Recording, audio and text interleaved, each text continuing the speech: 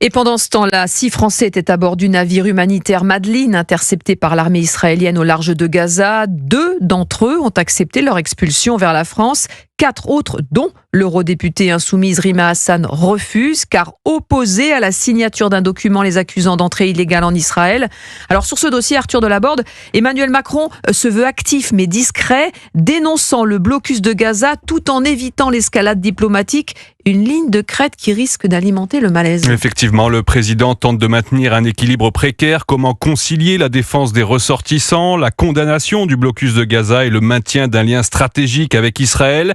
Emmanuel Macron a donc choisi la voie de la prudence. Il parle d'un blocus scandaleux, demande le retour rapide des Français, mais s'abstient de toute critique frontale contre le gouvernement Netanyahou. Résultat, à gauche, on crie à la lâcheté. À droite, on dénonce une ambiguïté dangereuse, voire un glissement idéologique en considérant que la France doit rester un allié clair d'Israël. Dans ce contexte, Jean-Noël Barrot, le ministre des Affaires étrangères, tente de reprendre la main.